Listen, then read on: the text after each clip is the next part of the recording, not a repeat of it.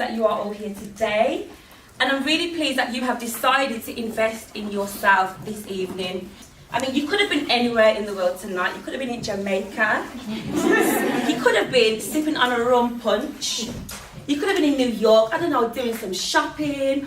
Or you could have been at home on your sofa watching TV, eating chocolate biscuits, which is a bit boring compared to being here tonight. So you're here and I'm so happy to see you all. Now guys, I take my role so seriously. This is everything. I really am so passionate about empowering people to really believe in yourself, because it changes your whole life. Like, nothing is ever the same when you believe in yourself. And I also empower people to be fearless as well. Last year I did 4 holidays.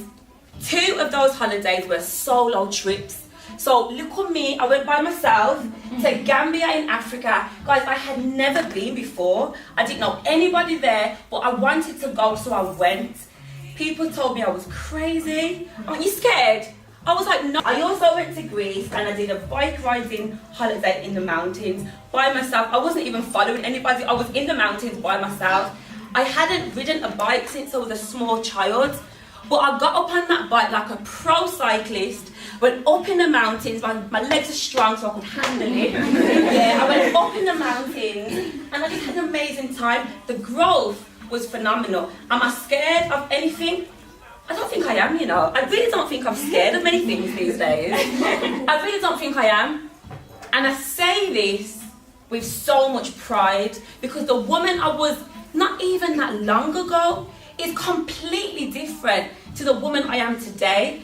I mean, growing up, and like I said, not even till that long ago, I had a stutter, a stammer that was sometimes so severe I couldn't even say my own name. Like, sometimes I literally couldn't even say Chantel. Guys, it was a mess.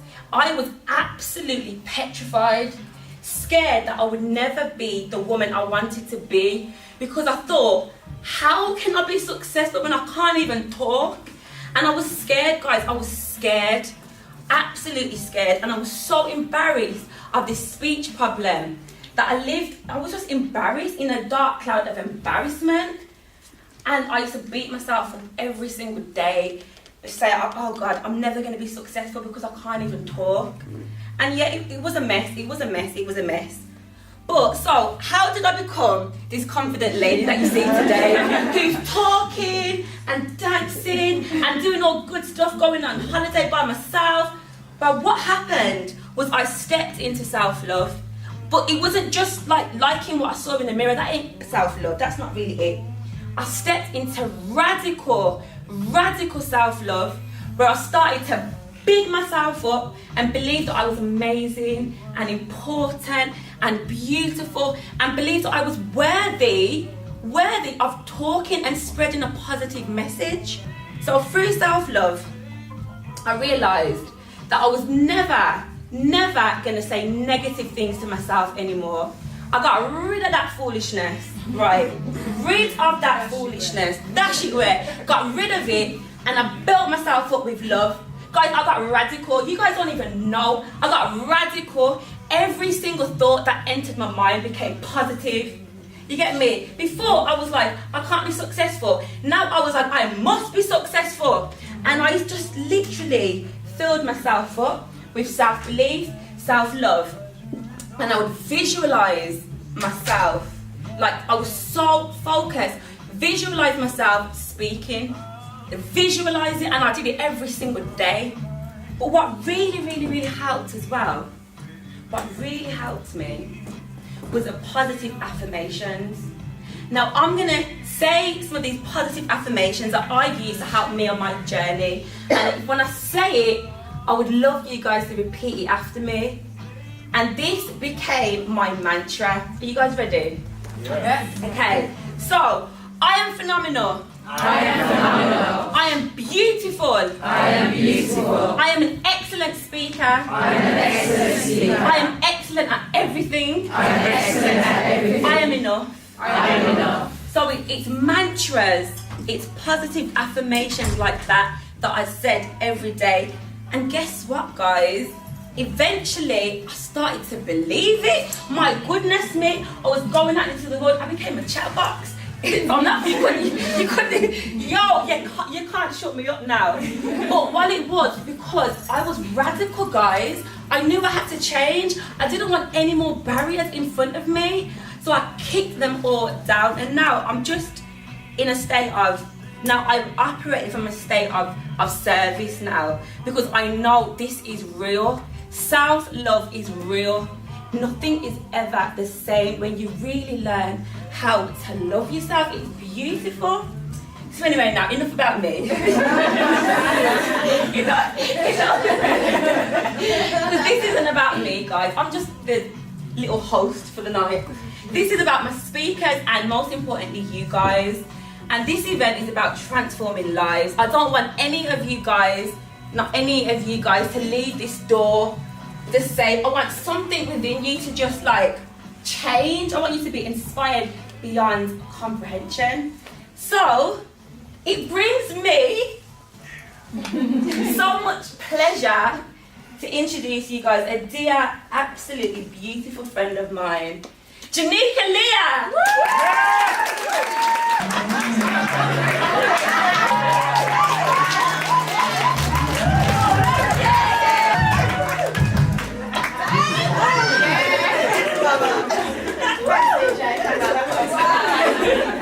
How's everybody feeling?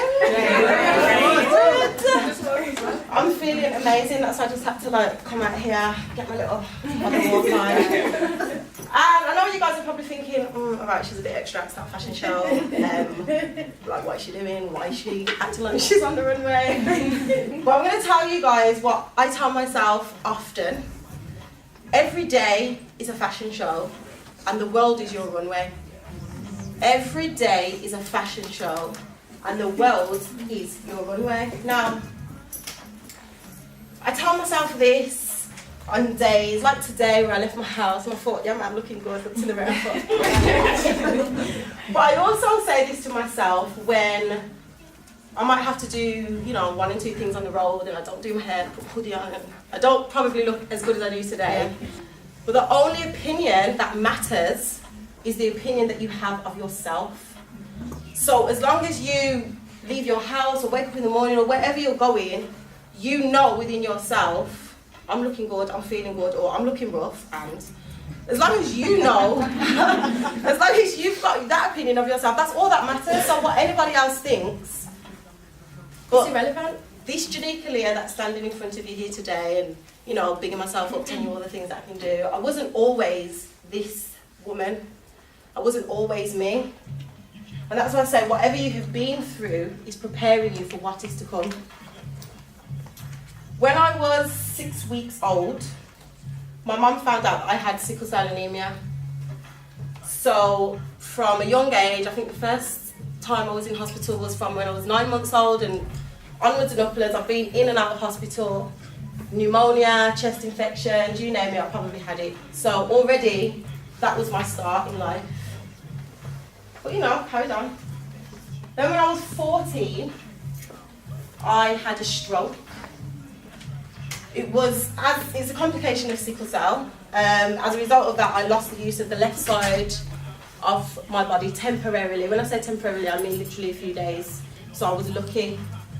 I'm still here, I can move that left side. That was that. I recovered, kept it moving. Then 2 years later, when I was 16, I almost died from a complication of sickle cell called acute chest syndrome. I had a 50-50 chance of survival. I had pneumonia, my lung collapsed. It was my left lung actually, something about my left side. Well, my lung collapsed and I had a 50-50 chance of survival.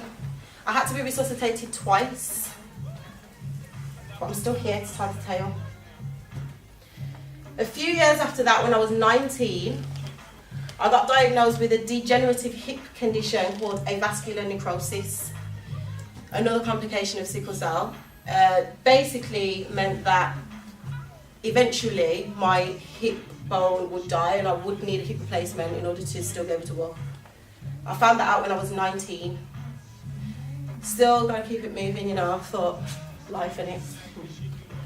Then a couple of years later, when I was 22, my partner that I was with for 5 years decided that he didn't want to be with me anymore because I had this health condition and it was, you know, probably going to be a burden to him in the future. I don't know, I probably thought I wasn't going to be able to do some things that somebody else without sickle cell wouldn't be able to do. So, 5-year relationship, I thought, oh my gosh, the love of my life, doesn't want to be with me anymore. I acted like I was fine, but really I wasn't. I was, you know, quite distraught. Do you know what? My partner had to leave me because I've outgrown that now. It's facts. And sometimes you're going to outgrow people that surround you. You're going to go through things and you'll realise that you had to go through those things in order for you to become the person that you are meant to be, in order for you to live in your awesomeness. One of my favourite ones, which is it's an internal affirmation. I say this to myself a lot of the times in my head. You're probably going to laugh at me, you're probably going to think, whatever, but as I said, I don't care. The only opinion that matters is my own. So this affirmation, it's not really an affirmation, I call it positive self-talk. And mine is, I know. Let me put it into context for you. You know, as I said, you come out in the house, you're looking all good, and you see friends like, oh my gosh, you look really nice today, you're glowing, and da-da-da. And you know, on the outside, you're like, oh, thank you so much. Inside, I'm like, I know.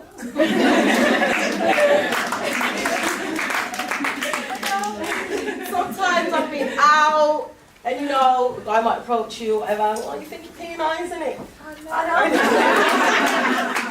I don't think I'm nice. I know I'm nice. And this, sometimes I'd actually just laugh in my head as well. I'm actually laughing to myself like this. Now, I don't mean to sound, you know, I'm not sounding big-headed or anything like that, but my point is, you need to know how amazing you are, know how phenomenal you are. Nobody can tell you any different. As long as you know that within yourself, nobody else matters. It really doesn't. And you will find that the world will just open up, opportunities will arise, the people that you want, you will attract certain people in your life that are powerful. All of these things. Hello everyone. How are you doing? How's everyone doing? Okay, so as you can see, I am the token thorn between these beautiful roses. Firstly, let me just say how much of a privilege it is for me to be here with you guys. I'm so happy Chantel asked me to speak to you. Just so you know, putting on an event is very hard. Some of you may already know. So for her to take it from a vision to reality, I think is amazing. So we need to give it some.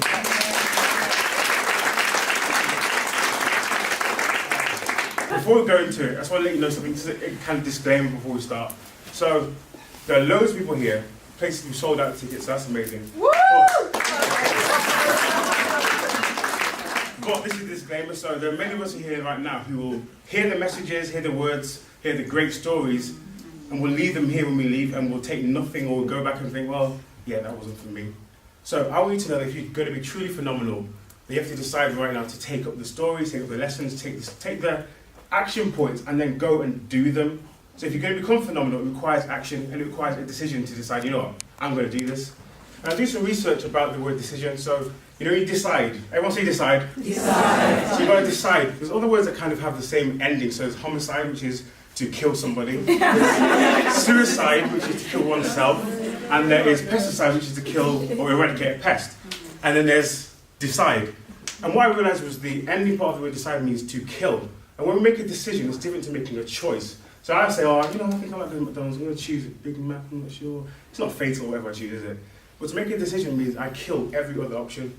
I've said to myself right now, I'm going to do this thing, every other option is dead to me, so there's no chance I can be, I don't know if this is a real word, but unphenomenal. There's no chance I can be unphenomenal if I've decided to be phenomenal. Does that make sense? Yeah. So if we're here today, we're saying, I am phenomenal, that means we have to leave here and put it into action. Is everyone with me so far? Yes. So if that's the case, I need you to engage with me on a different level, so we need to change our state. Stand up and say, I am phenomenal, like your life depends on it. Okay, so that was quite cool. I enjoyed that. Nice. Well, you know, if your life depends on it, I don't think you'd be smiling if your life was on the line.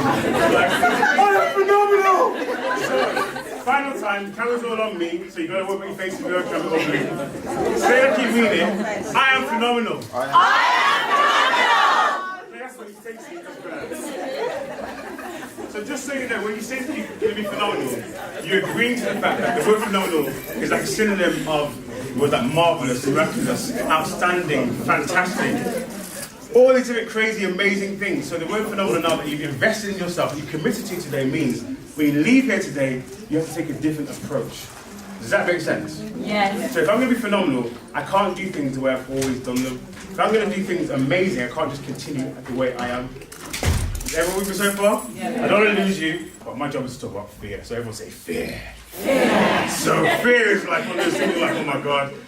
How do you deal with fear? So one of the other great fears was rats. So I lived in Stafford originally, which is like north of here. No rats in Stafford, it's beautiful. It's close to Birmingham. I'm walking down the street, I'm like, what the? You see rats everywhere, so that this me, big 19-year-old, 20-year-old, running down the street like, oh my God! What's going on? Like, there's fear. And a lot of the fears we have are quite irrational. Some are discovered over time, some are shared with us from parents and stuff.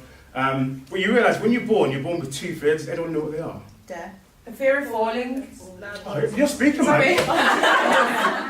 Okay, so one is the fear of falling. Anyone know what the other one is? Loud noises. You got it. So it's the fear of loud noises and the fear of falling. So you know if you've got a child or a baby, if you sneeze, my niece is 6 months old and I was with her the other day and I sneezed and she was like, oh! she's ready to run. She can't walk. She's ready to run. And the point is like, it's something that's innate inside of you. So you have we also have this kind of experiential growth of fear from pain, which happens as a baby. You learn to feel pain from hunger, and then you hit your knee, you hit your hand, you learn pain. So that's another fear you have of pain. And so what happens is, over the course of time, we discover fears from our parents. My mum passed on a fear of frogs to me. She was in the greenhouse in our back garden, and we were just playing football, me and my brother, and she had a headscarf on, you know that. Had a headscarf on, she was in the garden, was doing the gardening. She ran past me, the headscarf stayed over there. She ran out through the garden, through the alleyway, down the street, round the corner to our neighbour's house, to her neighbour's, my mum's best friend was around the corner, and her husband was like a proper, green-fingered guy. He came to the house, he was like laughing his head off, crying, picked it up and walked off. I'm like, this thing must kill. In my mind, I'm thinking this frog can kill me, kill my family, you can destroy the world. That's what I was saying to myself, I'm going to just kill every frog. Because my mum's reaction showed me that it's like, this is actually a real thing that's going to do something to me. So, fast forward like 20 years, and I'm going home one day, and there's a frog on my doorstep, and there's no dad, it's just me. And I'm like, oh snap, I'm sleeping in the car tonight then. And I said to myself, why am I afraid of this frog? I couldn't remember, I was trying to remember, I was thinking, what is the thing that happened to me? The trigger, the thing that started off my general fear of frogs. I was like, it was that thing with my mum. Because you know what, that is not my experience. That is not my fear, that is her fear. I have projected onto myself and then became mine. So I picked up the frog, God knows how I did it, because I was so, what's the word you use? I was so frightened, I guess I was praying. I was so frightened. That I was like, I need to. But I said, I've got to do it, because if I don't do it, I'm going to be a victim or a prisoner of this fear the rest of my life. So, thank you for having me, everyone. Is everyone's phones on silent before I start? Because I've got some vital information that I need you to take in. So is everyone's phones on silent? Yes. Okay, so I'm just really, really happy to see everyone here today. You could have chose to do something else on your Saturday, but you chose to be here, so just make some noise for yourselves. Yeah. So my job today is to talk to you guys about confidence and how confidence can really take you a lot of places and take you really far. And as Sham mentioned earlier, I tend to get everything I want. and it's because I'm a really confident person, and even when I'm not so confident, I appear to be really confident. So I want you to make notes, mental notes. You can take things down. Just definitely make notes, because I just want you to leave with something. I'm hoping to inspire some, if not all of you, to take something away and to kind of use my story and my experiences as just to build on your confidence. So I want to start on the topic of self-confidence.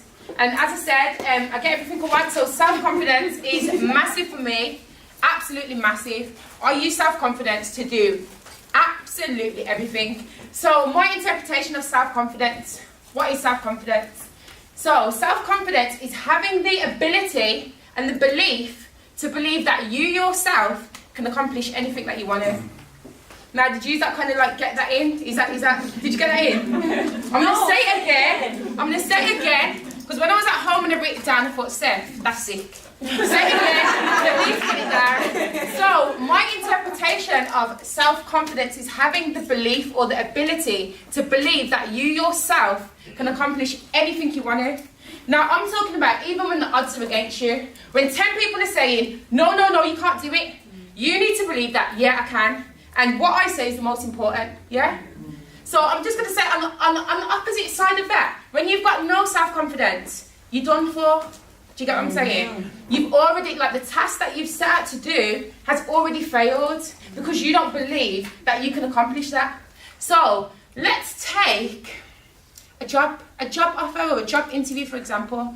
I'm just going to give you an example of having no self-confidence and having self-confidence with like a job offer. So you go for a job that you really want to do. You know that you're equipped, you know that you've got the skills, and you apply for this job, then they contact you back and they say you've got the interview. So yeah, you're happy now. Now most of us will wait till the interview day. You'll pick out your nice outfit because you're taught to, dress really presentable, and you'll go to the interview and you'll just hope to get the job. But hope doesn't really get you anywhere. So this is self-confidence now. This is me. I've applied for a job and I know that I'm suited for that role. So I know that that job needs me. Yeah? So self-confidence is a skill. You learn to become self-confident. So going back to my story, I practice. I do mental preparation. I look in the mirror, I tell myself, do you know what? I'm going to say this at the job, I'm going to say that at the job. I get to the job, I smash the interview. Absolutely smash it. This is fact. Before I leave that interview room, I know I've got the job. So I'm already friendly with the person that interviewed me because I know I'm going to see you again. And that is having the self-confidence to believe that, do you know what? I can do this. I can do anything I want to do as long as you kind of believe that you can actually do it. So self-confidence is just a skill. It's repetition. Repeat, learn, practice, and repeat what you need to repeat to learn how to become self-confident. So just find what works for you. If it's not the positive affirmations, find what works for you and just use that, cling on to it, and just use that to progress. So I'm just happy. I'm so happy that I could, I got the opportunity to do this and share this with you. Myself, I'm Cynthia and I'm a mother. I'm also a primary school teacher and I also have 2 small businesses. No, all those jobs, what they've allowed me to do, I had a 25-year mortgage and I managed to pay my mortgage off within, I think I had halfway through, so I had about 15 years to go and I paid my mortgage off.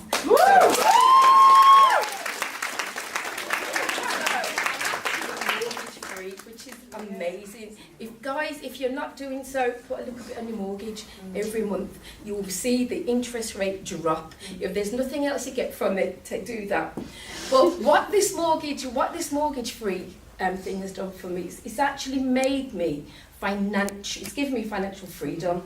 So I can do things. I've got 2 5-star fully inclusive holidays booked, but one of them, to be fair, one of my daughters paid for, but and she's in the audience. But I've got another one that I paid for. So I am spending money to have fun. But one of the important things, last year I went to the Gambia. Who's been to the Gambia? It's amazing. If you haven't been, go. So what I did, I met some amazing people in the Gambia. Their wage is about £35 to £65 a month, and that's a good job. And I'll tell you how I met somebody.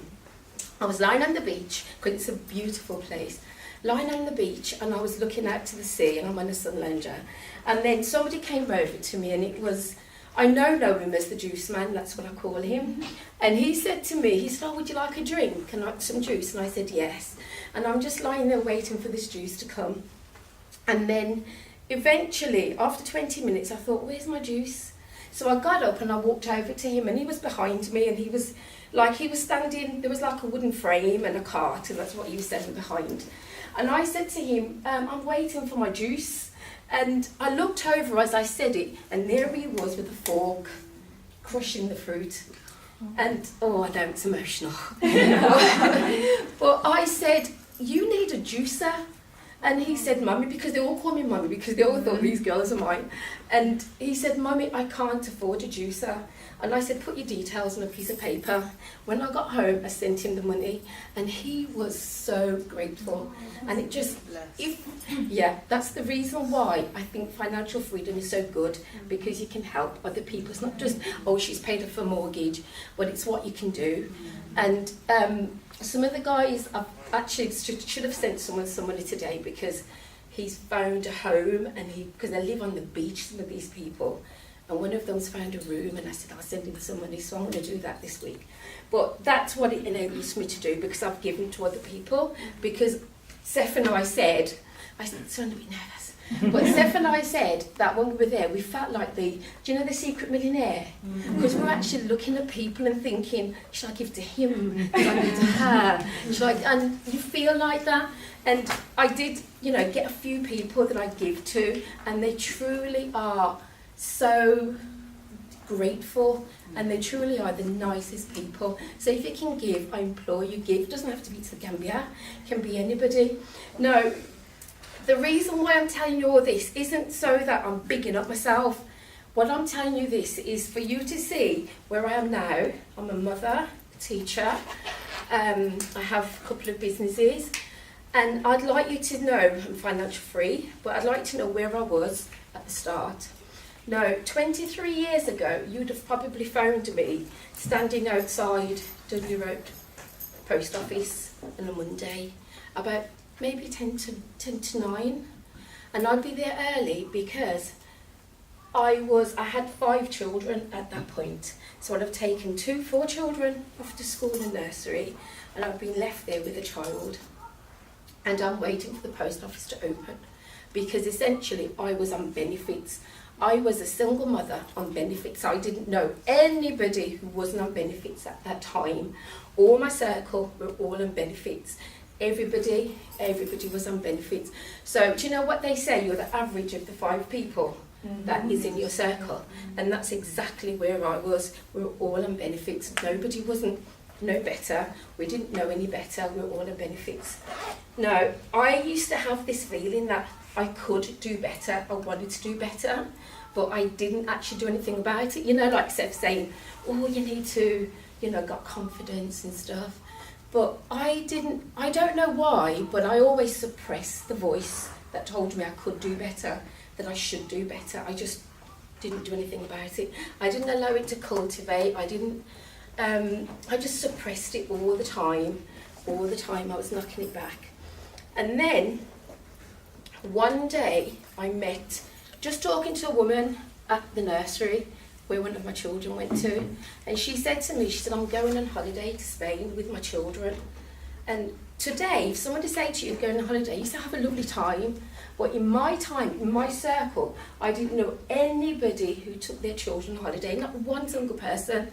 If they took them on holiday, it would be maybe going to the seaside for a day. The school would take them, or the church would take them, or you would take them just for a day. But I didn't know anybody. I hadn't even been in a plane at this point in my life. I didn't know anybody who'd taken their children on holiday. And I remember looking at this woman, and I thought, no, what is it about you that you can give memories for your children that I hadn't even thought about? And then I thought, and what is it? And there was no malice. And I thought, what is it about this woman's children that make them better than my own children, that she can do for her children that I hadn't even thought about doing? And right there, do you know that little voice that I'd been pushing back?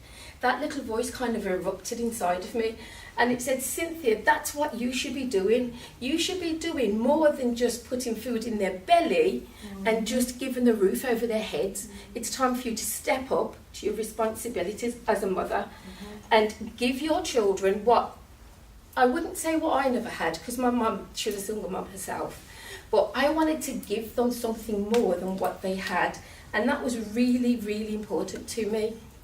Now, What I did that day, I took my children in the car and I took them to Matthew Bolton College, which is the old one now, it's been knocked down. So I took them to Matthew Bolton College and they stayed in the car because what it was, I knew I had to do something and I knew I had to think big. I couldn't just say I'm going to go and apply for a job in Asda, or there's wrong with it, but because I had 5 children, I knew I had to get something that's going to give them something. So I went to Matthew Barton College and they stayed in the car because it was because I was broke, basically. And I thought, well, I kind of, if they come with me, a traffic warden's going to give me a ticket. So they stayed in the car just to make sure that the traffic warden didn't come. So I remember that. I really remember that day. And I remember they saying that to them, look out for the traffic warden. Find a purpose. Find something that you're passionate about. And then that, you know, if you can find your purpose. So don't worry about your house because life will take you wherever you want to go. But what you need to find is your why. What makes you passionate? What makes you want to do this and that? If you can find your why, then you are unstoppable. And that's all I want to say.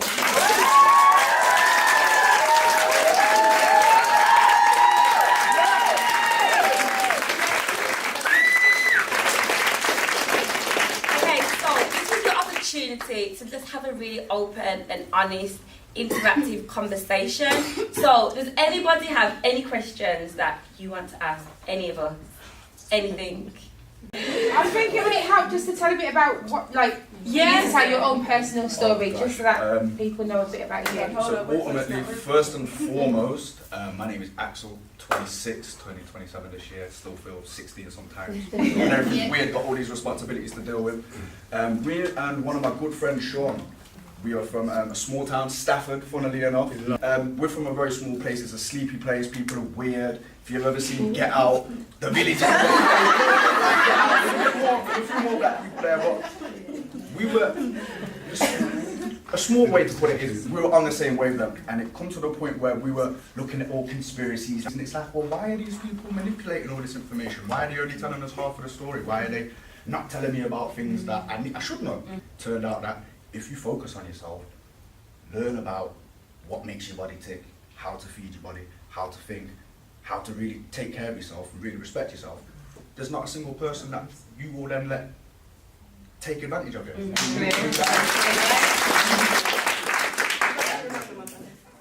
Another question, please. Can I ask a question for you, please? You talked earlier on about having to kind of come to terms or dealing with family and friends, not necessarily maybe giving you support when you needed it, or realising that, hang on a minute, these people don't really have your back anyhow. So kind of like just leaving negativity behind. But when it comes to family, that's probably one of the most difficult things, really, isn't it? So how do you deal with that?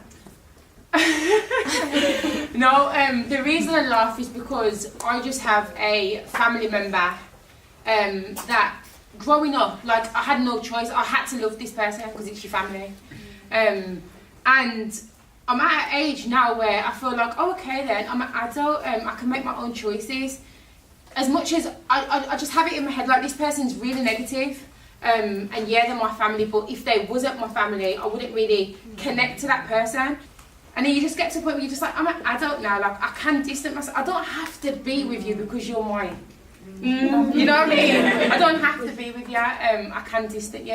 You can distance yourself from me. So I just say that it's so important to not take anything personal. Yeah. Do you know what the truth is that you realise I have reached a position where I feel empathetic towards people who say nasty things about me, because it represents what's going on inside of them. When you are a person of love, all you want is everyone around you to feel good. When you want people to feel bad, that's because you want them to feel how you feel. Because wherever you are in life, you want company. If you're negative, you want people to feel negative. If you're positive, you want people to feel positive. So don't you dare take it personal. I feel sorry for them. If you have all that negativity within you, I think that's really sad. So don't take it personal. It's not about you, it's about them. It is always about them, always. It would give them too much power. Exactly. Don't hand your power. I would add with, just to add to I would that. say very simply, not everybody will understand what you're about. Not everybody will understand the path that you walk. So sometimes you will do something. For example, you was mentioning going on holiday on your own. People are like, yeah, you're crazy, but they don't understand the mind frame that you're in. The best way to deal with things in any situation, 9 times out of 10, is to lead by example. So like, I'm a vegan. I used to bang on all of my family like, you need to be on green juices, you need to cut out meat and dairy and all of this. Telling them didn't do nothing. But like 18 months later, my skin's banging, my hair's looking good, my mum's like, oh, I need to cut out this thing.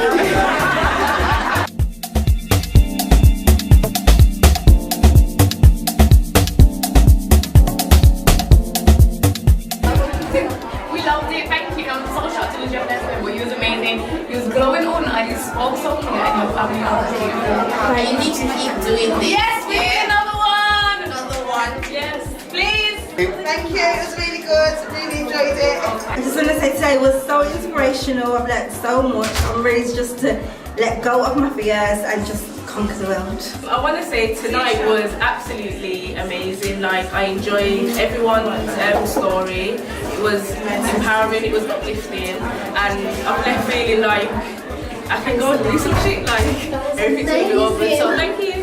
So I just wanted to say well done to Chantel and the panel. I think they've been absolutely amazing tonight. I've made 3 pages of notes, and I just think that this is an event, if Chantel does it again, she's absolutely sure that you should attend, because you come away with so much amazing advice that you can put into practice. And I just don't think anybody who's in a hard place should pass up the opportunity. So well done to Chantel and the rest of the panelists. I think it was amazing, and I want you to do more so I can come again and kind of progress and show you what I've done.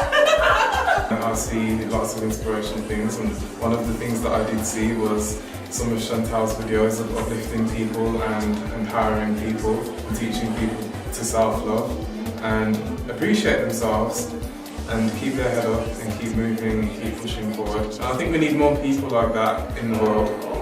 More people that are genuine, sincere, honest, loving, caring, and I think if people came together a lot more and supported each other, the world would be so much of a better place. So, God bless, well done. Oh, I just wanted to say I have just had the most amazing experience, literally. Saturday evening, spent every penny worth it, and I can't wait for the next one. Love to Chantel.